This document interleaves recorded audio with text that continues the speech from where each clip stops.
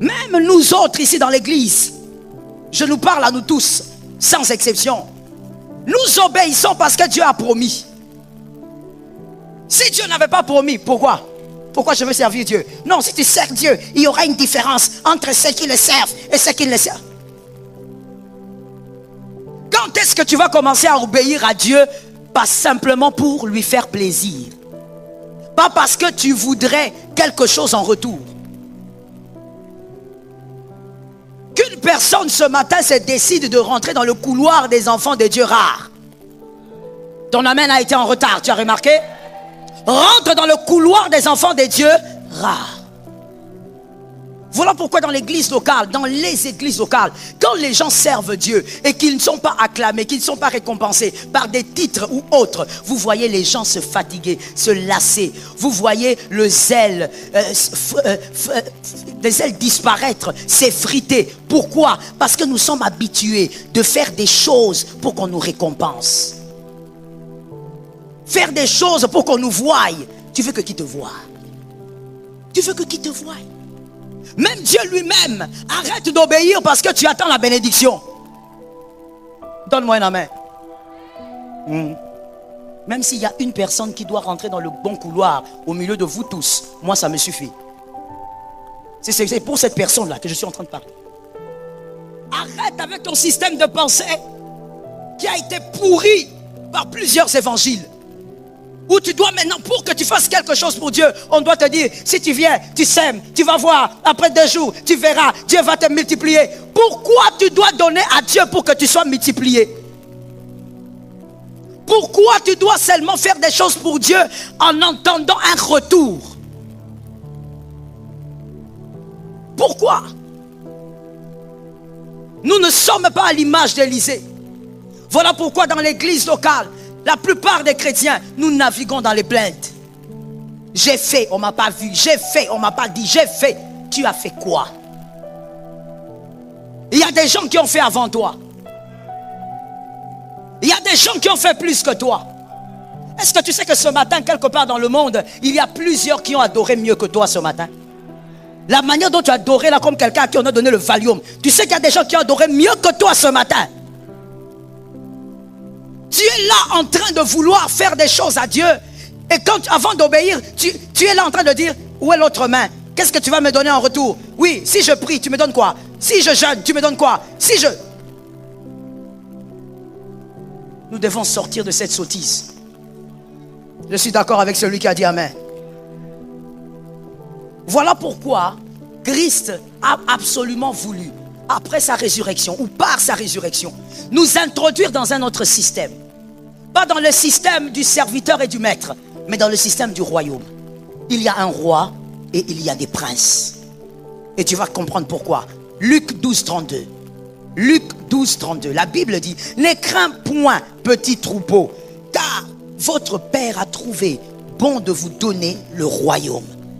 Ne crains pas, petit troupeau. Même si vous êtes petit, vous avez un royaume. Vous ne devez pas craindre. On dit, ne vous fiez pas à votre petitesse. On vous a donné le royaume. Dans le royaume, on est des princes, on a un roi. Pourquoi le royaume? Parce que dans le royaume, on travaille, tous les princes travaillent pour solidifier le royaume. Un prince ne peut pas fragiliser le royaume, c'est un prince idiot. Permettez-moi le terme. Un prince qui fragilise le royaume alors que son père est roi, il est en train de fragiliser son propre avenir. Voilà pourquoi Christ nous a sortis de ces régimes de maîtres et d'esclaves. Il nous a mis dans la royauté pour comprendre que lorsqu'on doit se faire du bien entre frères dans le corps du Christ, c'est pour solidifier le royaume. Qui a compris? Et quand on se fait du bien dans le royaume, on n'attend pas forcément que l'autre rende l'appareil. On fait du bien pour solidifier le royaume. L'intérêt principal, c'est le royaume. Je fais du bien à Léonel, je n'attends pas que ça revienne vers moi. Parce que l'intérêt, c'est le royaume. Deuxième chose que Christ a voulu absolument faire, pour nous sortir de cette chose-là où il faut d'abord recevoir une promesse avant d'obéir. Matthieu 6, 9. Matthieu 6, 9, verset de l'Eucodime, ça dit quoi?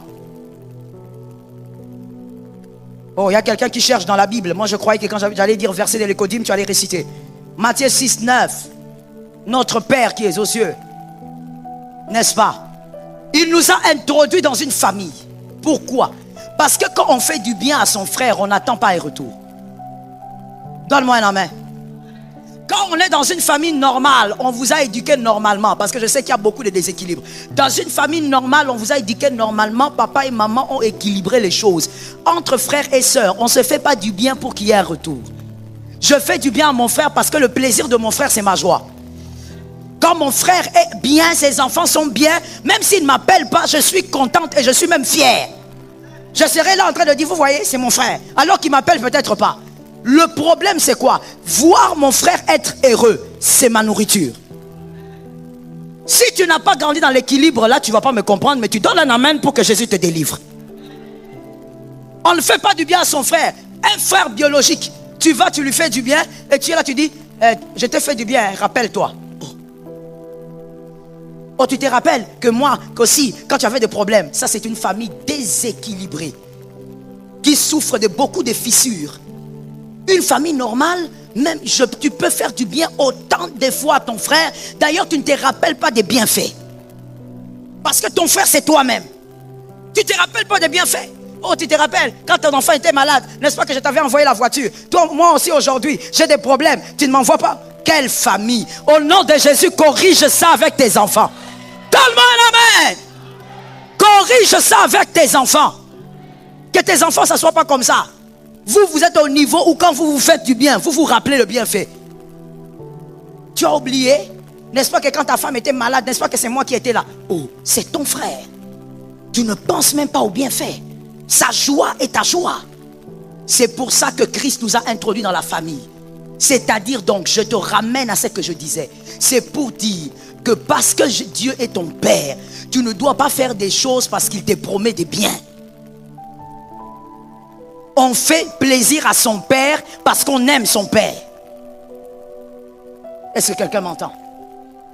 Moi, je vais te dire une chose. Ça n'engage que moi et c'était ma façon de réfléchir. Pour toi, je ne sais pas.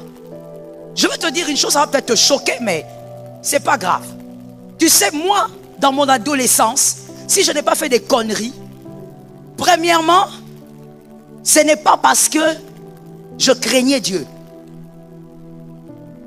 Je te choque, hein? Mais ce n'est pas d'abord parce que je craignais Dieu. Il y avait deux raisons. Premièrement, c'est parce que je voulais honorer mon Père. Deuxièmement, c'est parce que je voulais craindre Dieu. Je te dis la vérité. Quand j'avais 13, 14 ans, non, je ne voyais pas d'abord Dieu. Surtout que je n'étais pas encore converti.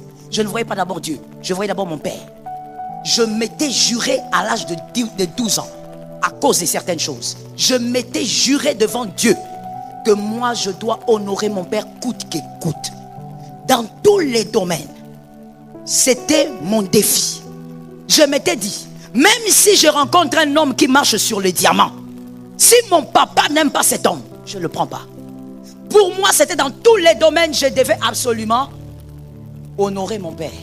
Pour moi, c'était mon défi. J'ai fait des bons points dans les humanités, ce n'était pas pour moi. Je te le dis. En d'autres termes, à cet âge-là, je n'étudiais même pas pour moi. C'était plus pour honorer mon Père.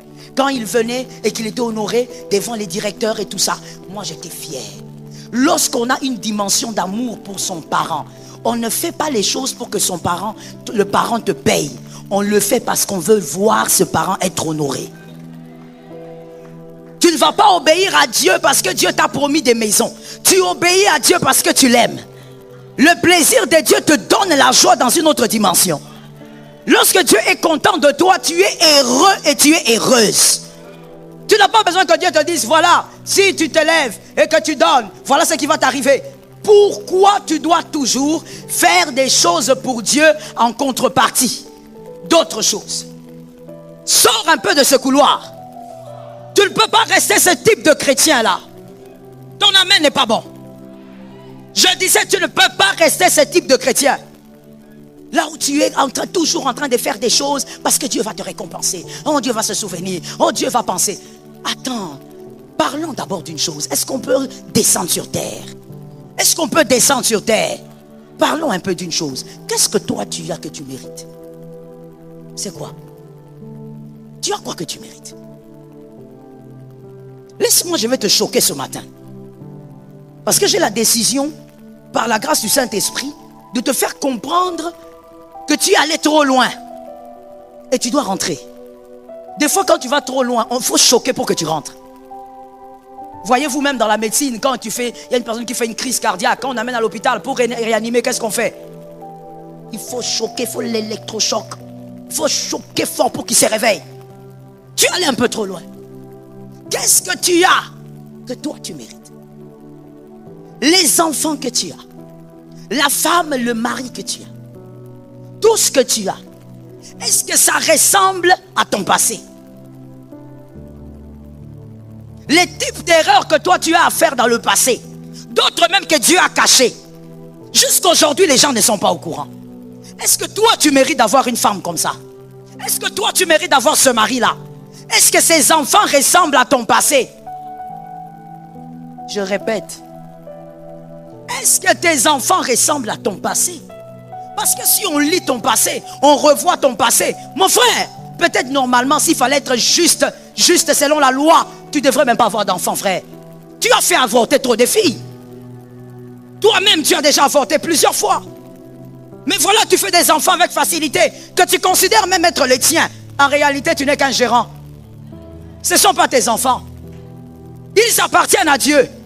Tu ne mérites pas ce que tu as aujourd'hui. Regardez comment des fois nous sommes insensés. Tu dis à Dieu, oui, je veux faire, mais moi j'aurai quoi? Oui, je veux t'obéir, mais après Dieu va me donner quoi? Dieu t'a donné l'essentiel que tu n'arrives même pas à garder par tes propres forces. Par ton intelligence, tu ne peux pas faire à ce que la vie soit permanente en toi. Tu ne peux pas. Même la science, l'intelligence, tout ce que vous voulez, toutes ces choses ne peuvent pas faire à ce que la vie reste de manière permanente en toi. Tu n'as même pas le contrôle sur la vie que tu as. Mais tu es en train de dire à Dieu, tu vas me donner quoi? Ah bon? Il ne t'a rien donné. C'est lui le maître de vie. Tu oses te réveiller le matin, tu es fier de toi. Mais écoute, il t'a gracié. Il t'a donné la chose la plus essentielle pour te réaliser.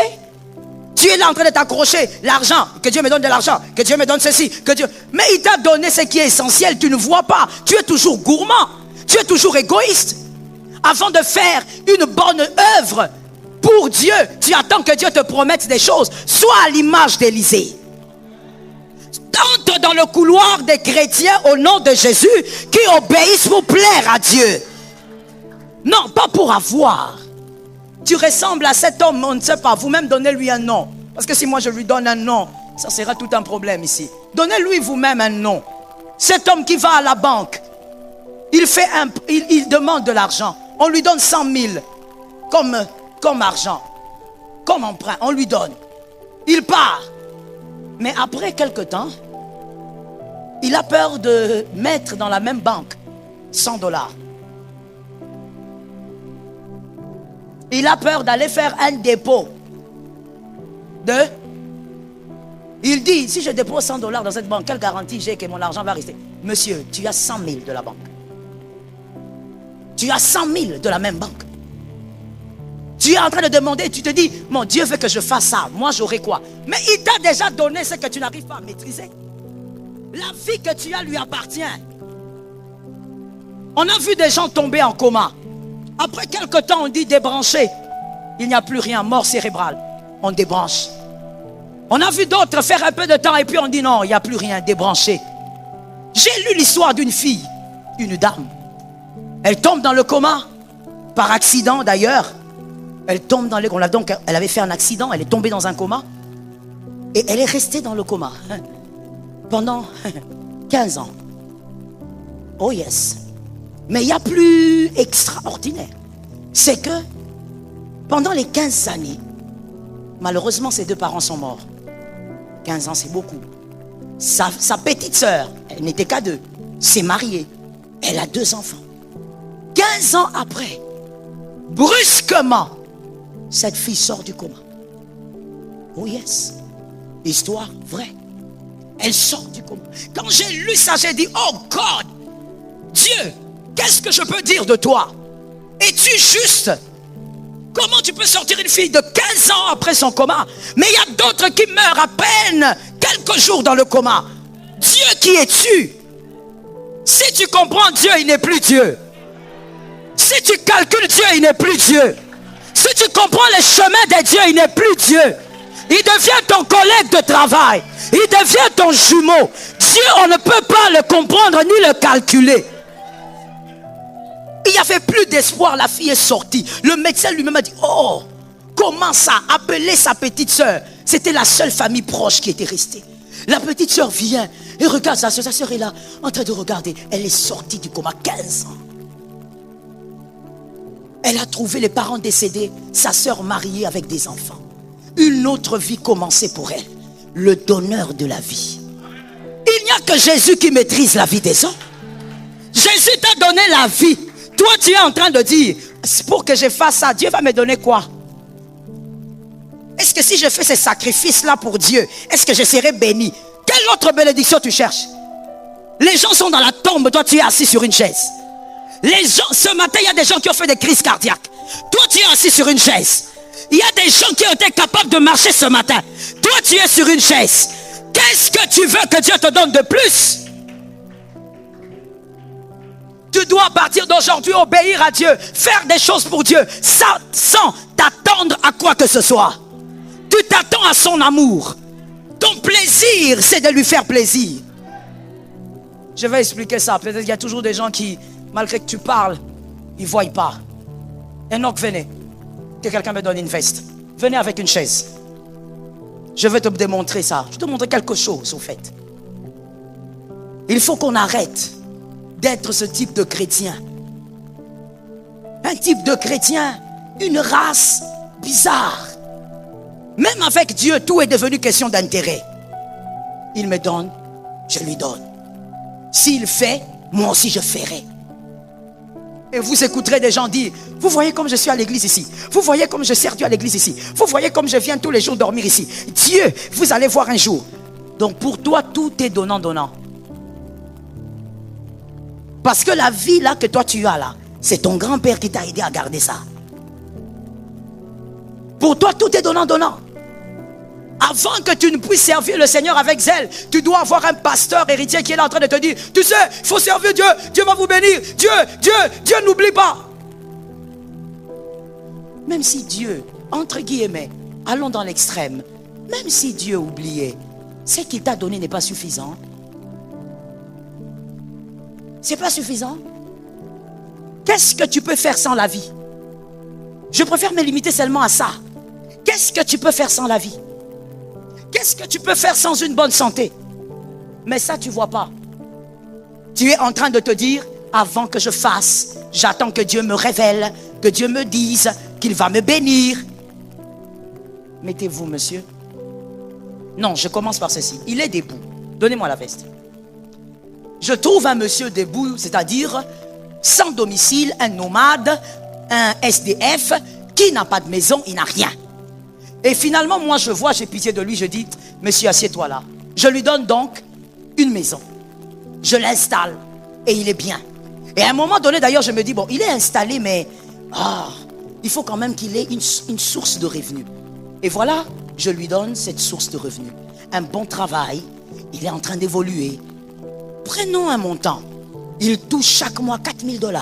Il est bien, il vit bien. Et un jour, moi je suis de ce côté. Et je lui dis, monsieur Enoch, s'il vous plaît, venez vers moi. Et lui qui me dit, je ne peux pas. Quelle garantie j'ai que je serai béni si je viens vers toi?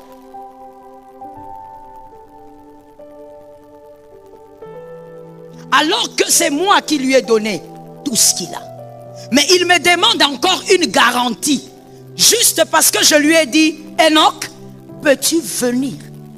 Et le peux-tu venir là, pour toi, ça peut être, mets ton nom, Enoch, peux-tu me servir? Quelle garantie j'ai que si je sers Dieu, mes enfants vont manger?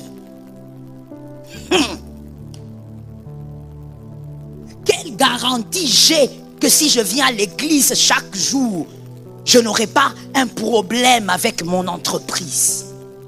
Alors qu'en réalité, Enoch est assis parce que je lui ai fait asseoir. Enoch a une veste parce que moi, je lui ai donné. Regardez notre comportement envers Dieu. Dieu te dit, écoute, est-ce que tu peux simplement faire ci pour moi? Quelle garantie j'ai que si je mets $400 dans l'œuvre de Dieu, Dieu va me bénir? Mais qu'est-ce que toi tu as qui ne vienne de Dieu? Dieu t'a tout donné. En réalité, lorsqu'on demande à celui-ci une garantie, c'est une personne qui est capable de venir là où tu es.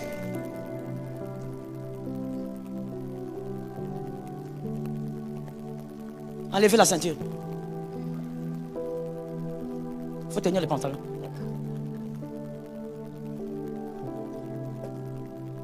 C'est quelqu'un qui est capable de tout te prendre. En un seul jour, on finit le culte, on apprend. Abima qui n'a culte à Kouei, à Koufi, Toyepe na Matanga.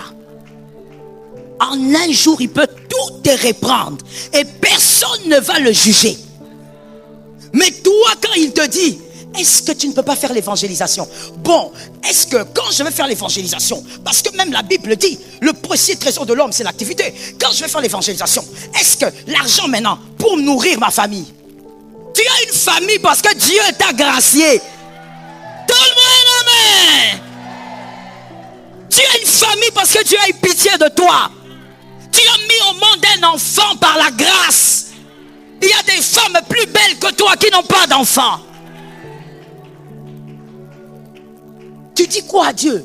Tu as ouvert ta bouche pour dire quoi à Dieu? Tu t'es permis d'ouvrir ta bouche pour dire quoi à Dieu? Non, je me permets de te parler ainsi car je suis ton berger.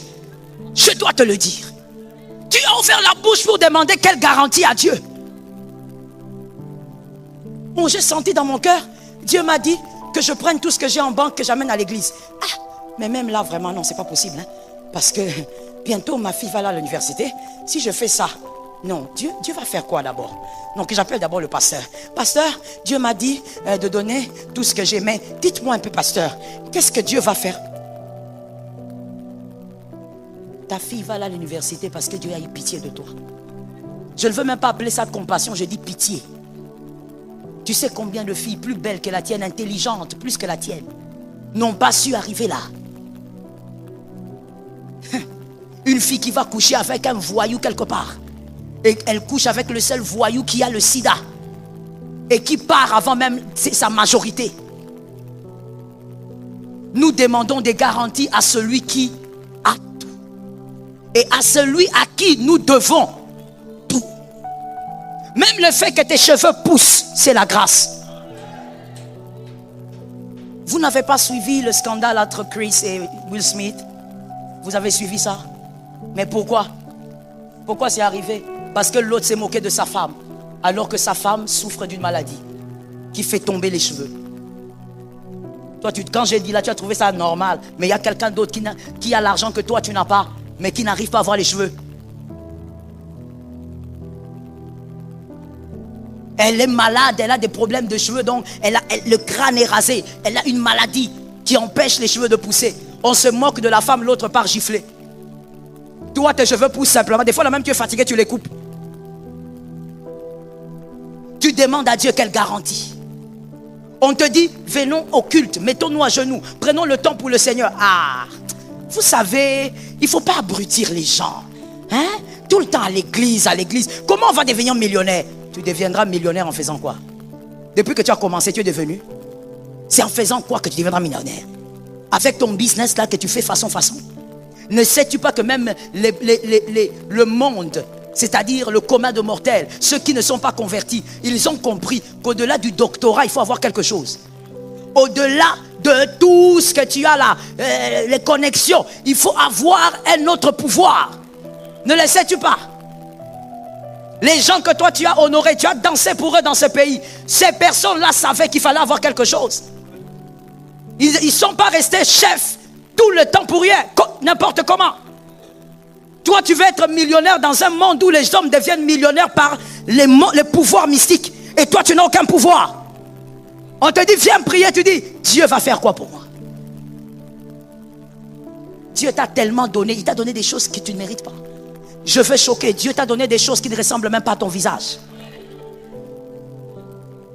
Quand on regarde, quand je parle là, chacun, par humilité vraiment, que chacun regarde le rétroviseur de sa vie. Il ne faut pas faire semblant ici avec ta cravate, mon frère. Ne me fais pas semblant ici avec ta belle robe, ma soeur.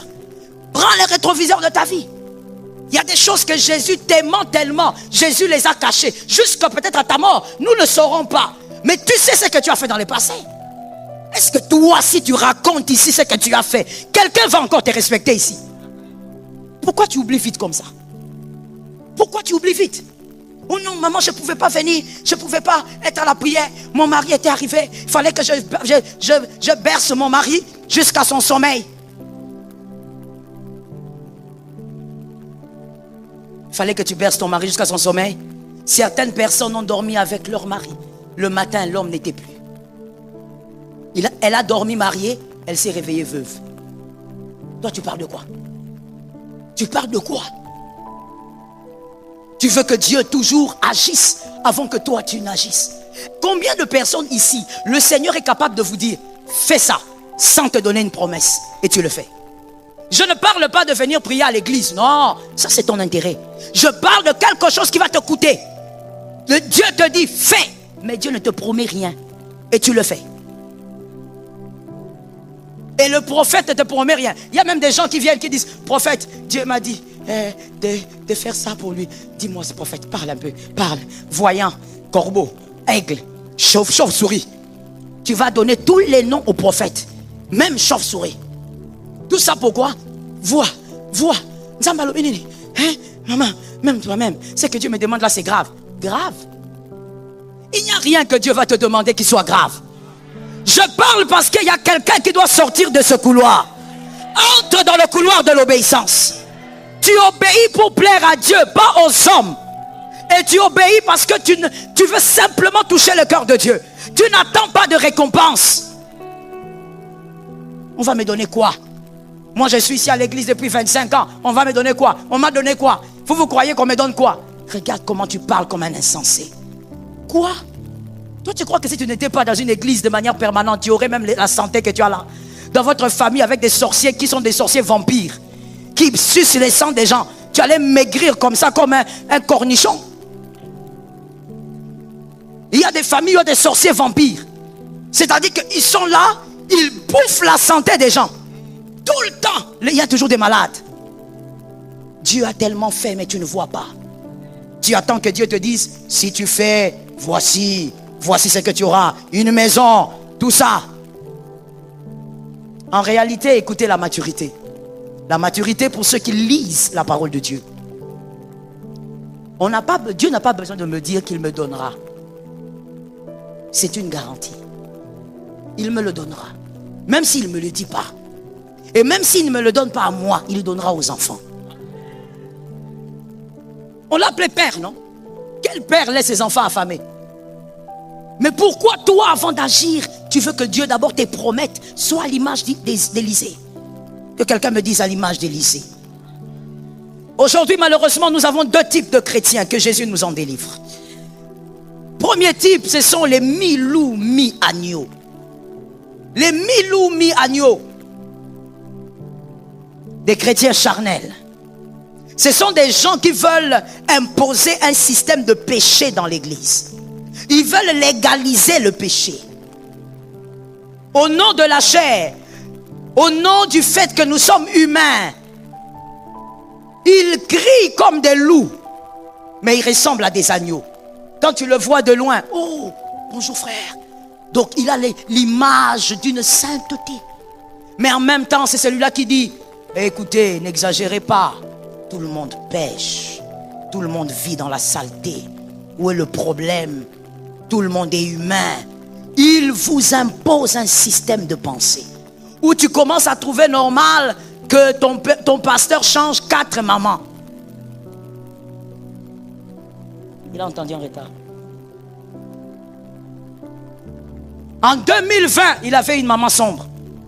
Votre maman. 2021, claire. Et quand il amène maman, vous tous, oh, légalisation du péché. Mi-agneau, mi-loup.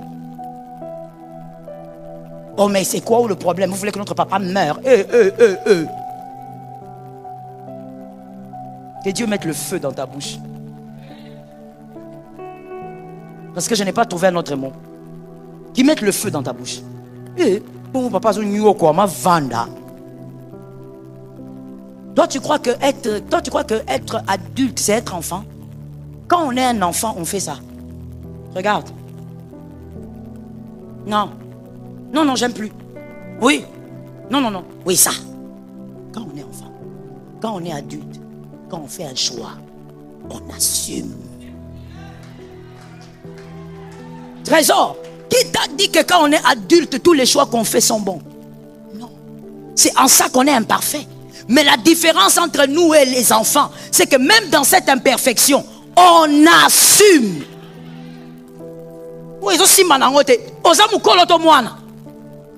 Si tu es un enfant, tu vas faire ça. Tu changes. Oh, rose, demain, rouge. Mais si tu es un adulte, tu regardes, tu dis, oh mon Dieu, je n'avais pas vu ça. Je n'avais pas vu. Ah, mais c'est le choix que j'ai fait. J'assume. Est-ce que quelqu'un entend? Toi, tu crois que toutes les personnes qui sont dans leur foyer, c'est parce qu'ils nagent sur le bonheur. Tout le monde a sa croix.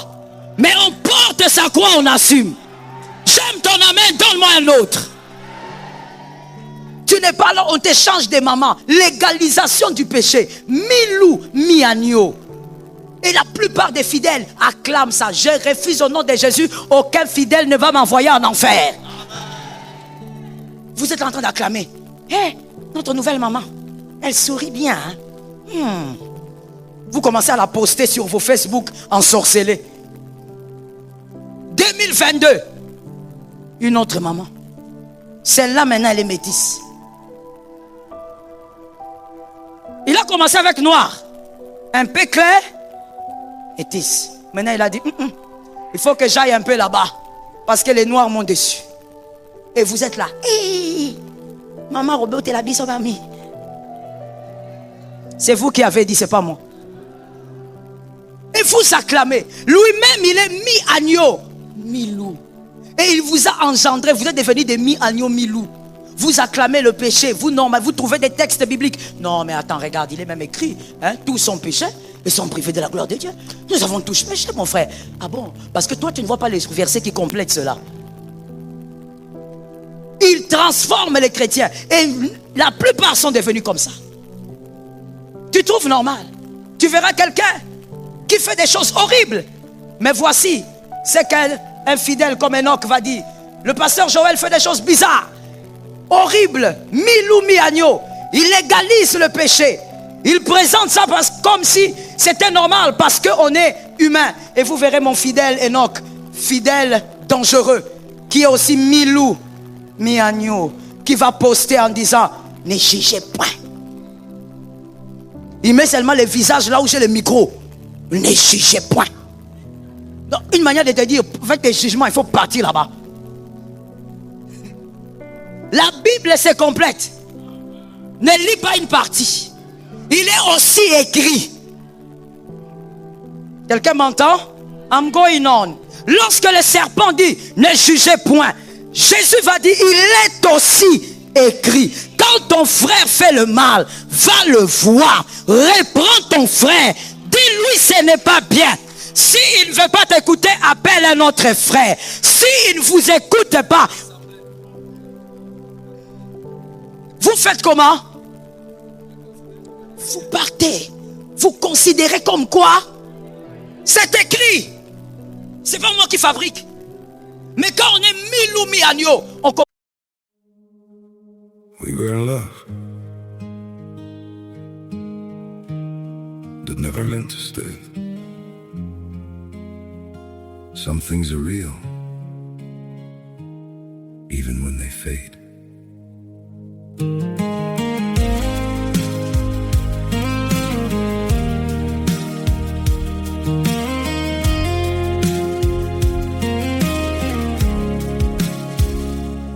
I used used to think if we kept holding on, we could bend the truth somehow.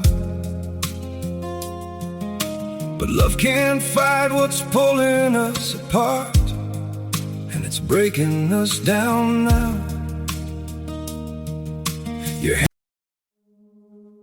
We were in love that never meant to stay.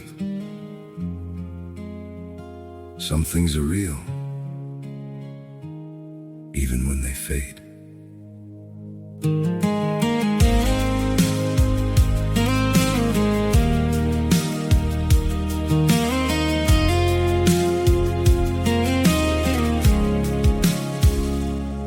I used to think if we kept holding on, we could bend the truth somehow.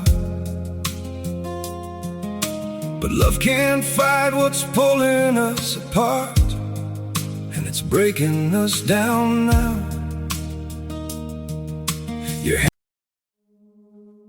We were in love that never meant to stay. Some things are real, even when they fade.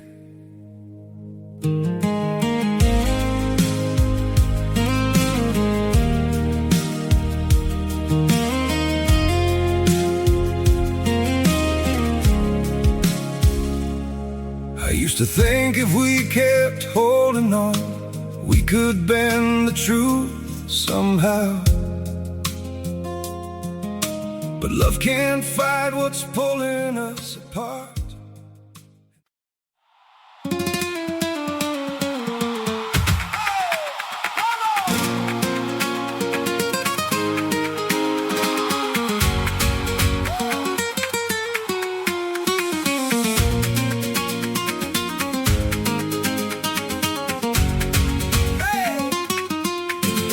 Te vi pasar con el pelo al viento y ese lunar me cambió el intento.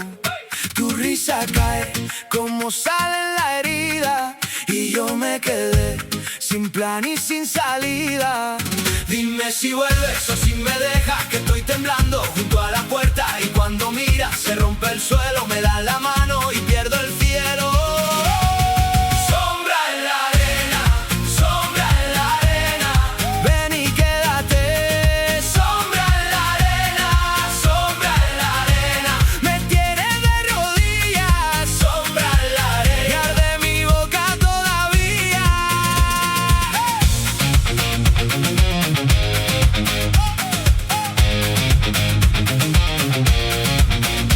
Cruza la plata, tu falda en guerra, cada paso tuyo me desentierra, traes en la voz un filo de fiesta y en un segundo me abres la puerta. Yo no sabía que iba a caer, pero tus ojos me hacen volver. Dime si vuelves o si me dejas, que estoy temblando junto a la puerta y cuando miras se rompe el suelo, me das la mano y pierdo el cielo.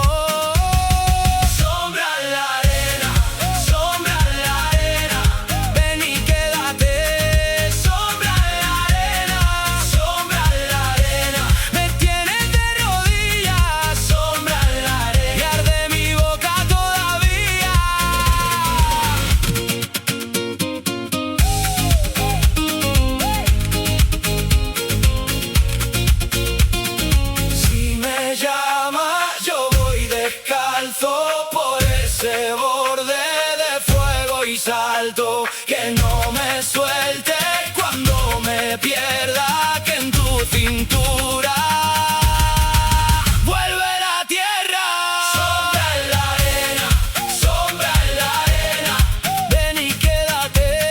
Sombra en la arena, sombra en la arena, me tienes de rodillas. Sombra en la arena, de mi boca todavía.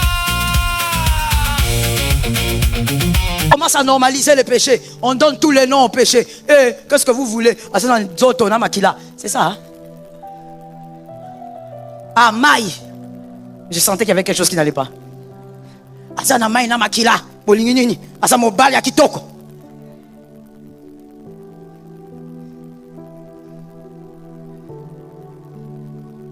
qu'est-ce que vous êtes devenus? Qu'est-ce que nous sommes devenus?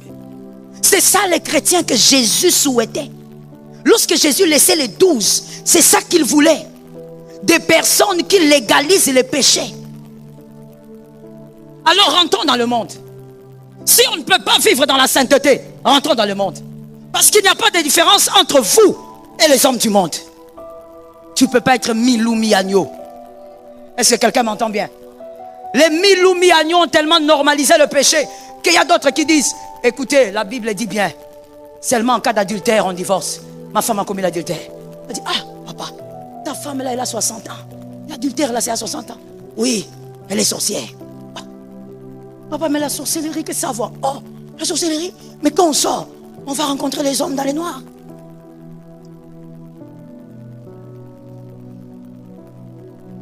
Tu as compris, hein? Mais je ne vous dis pas des choses que j'imagine, je dis des choses qui se disent dans cette ville. Mais quand on est sorcière, c'est qu'on a un mari de nuit, vrai ou faux? Oh. Mais même si on a un mari de nuit, mais c'est ça même l'adultère, maman. Hein? Elle couche avec quelqu'un d'autre. C'est à ce niveau-là que l'on veut... Comment dire ça? J'évite ce mot-là. C'est à ce niveau qu'on veut rabaisser le peuple de Dieu. Et vous verrez plus de 10 000 personnes en train d'acclamer. Oui, oui, tu as raison. Oh là là. On change le nom. Ce n'est plus le pasteur Joël. C'est maintenant les pieds d'Élie. Les canards du Nouveau Testament. Le voile de l'Ancien Testament. Vous savez, lorsque vous commencez à idolâtrer l'homme, vous commencez à être mi-démon. Vous commencez. Je m'appelle Joël Mukumbi Kabasele. J'ai le titre de pasteur. Je suis bergère. Appelle-moi pasteur. Ne m'appelle pas l'arbre qui était et qui sera. La feuille rouge de l'Ancien Testament. L'homme en question qui arrive. De quoi vous parlez? Pourquoi vous êtes allé jusque-là? Voilà pourquoi j'ai dit quelque part, je te le dis. Ce sont les fidèles qui amèneront les hommes de Dieu en enfer. Moi, je viens prendre la parole pour prêcher, mais tu commences. Voyant, aigle du lendemain, cheval kaki. Tu cherches quoi? Reçois la parole et reçois la prophétie. S'il y en a, c'est fini. Qu'est-ce que tu cherches avec tout ça? Quand quelqu'un, on commence déjà à l'appeler l'aigle kaki, c'est fini. Il monte maintenant sur les airs. Quand il va pécher, il va justifier le péché selon la Bible. Il va trouver l'histoire de Salomon. Parce qu'on t'a dit que Salomon avait les petits salaires que toi tu as. Salomon, s'il était polygame, c'était à cause de la culture royale de l'époque. Il devait être polygame. Et d'ailleurs, la polygamie de Salomon n'était pas comme celle de David. David aimait les femmes il était un homme à femme, tout simplement. Mais Salomon, lui, c'était sa diplomatie. Et en voulant avoir la paix avec d'autres nations, il épousait les filles. C'était sa diplomatie. Toi, tu viens là, tu dis, non, il est écrit. Tu ne vois pas. Même David, il en avait. Mon frère, toi, tu dors dans une maison. La maison là, quand il pleut, tu commences à prier. Tu veux ajouter une deuxième femme qui va dormir où? Pourquoi tu te compliques la vie? Mi-agneau, mi-démon. Laisse-moi terminer. Mon fils reste là, c'est pas grave. Il y a une deuxième catégorie, je vous ai dit, des chrétiens bizarres et nous devons nous en délivrer. Dès que tu vois ton frère Enoch commencer à être mi-agneau, mi-loup, dis-lui frère, ça c'est Mimi. Tu dois sortir. J'ai senti en toi le mal. Tu commences maintenant à légaliser et à normaliser ce qui n'est pas biblique. Fais attention. Tu dois être le gardien de ton frère. Alors si tu n'es pas le gardien de ton frère, il n'y aura qu'un. Il y a une autre catégorie. Ceux-là, ce sont des agneaux. Ils sont digitigrades. Les agneaux digitigrades, des agneaux étranges. L'agneau a des pattes et il y a des sabots à ce niveau-là. Mais il y a des agneaux digitigrades. C'est-à-dire, c'est un agneau, mais qui a des pattes de loup. Il n'a pas de sabot. Quand tu regardes tout, tu ne fais pas attention jusqu'à la fin. Tu vas dire, ah, ça c'est mon frère. Il est chrétien. Mais si tu regardes bien, tu vas remarquer qu'il n'a pas de sabots. Comme l'agneau, il est digitigrade. Et tu comprends ceci. Ça veut dire qu'il parle comme un chrétien. Il vous exhorte même. Mais la vérité c'est quoi? Sa marche est hypocrite. Ce sont des tombeaux blanchis. Nous ne disons pas que nous sommes parfaits. Mais nous disons, je puis tout par celui qui me fortifie. Nous ne disons pas que nous sommes sans erreur. Mais nous disons que par le Saint-Esprit, nous voulons éviter certaines erreurs. Mais tu verras à cet agneau digitigrade, c'est un agneau hypocrite. Il dit aux gens, vous êtes adultères, mais lui il a des enfants cachés. Il dit aux gens, vous êtes impudiques, mais lui-même il attrape une vieille maman dans les quartiers. Il a double vie. Il a l'air d'être un homme saint. Ça veut dire quand il prend le micro, tu dis, oh, nous sommes pécheurs devant cet homme. Mais la vérité, c'est qu'il a une double vie. Il vit autre chose. Il ne vit pas ce qu'il prêche. Quand il va chez lui à la maison, 4 enfants l'appellent papa. Et quand il va aussi quelque part en Gili, il y a 3 enfants qui l'appellent.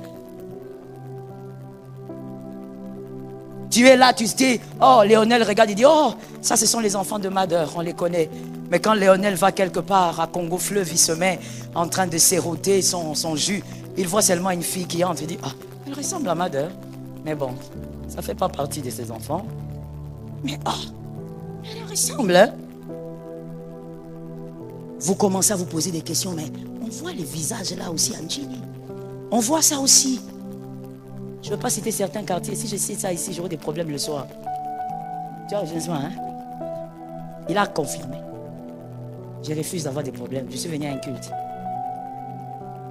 On va dire, mais comment ça se fait que ces enfants-là ressemblent? Tu vas voir quelqu'un. Le pasteur Joël prêche. À un autre moment, tu entends un petit garçon quelque part en train de prêcher. Tu dis, ah, mais comment? C'est vrai que des fois, les gens peuvent se ressembler, mais ce garçon-là, il prêche trop comme maman. Il parle comme maman, il a des tics de maman. Mais un enfant caché, personne ne sait. Et même si cet enfant veut parler, on dit, chut, tu iras au Canada. Et il y a même des gens qui, parmi les fidèles, sont devenus aussi les agneaux. Voilà. Quand ils constatent que maman a cette vie, papa a cette vie, ce sont eux qui cachent. L'enfant secret là, il faut le cacher. Ils vont s'appeler Enoch. Tu as vu que l'enfant là commence à parler. Ah non, non, non, non. Fais tout. Va lui donner quelque chose. Mais quand il est devant le peuple,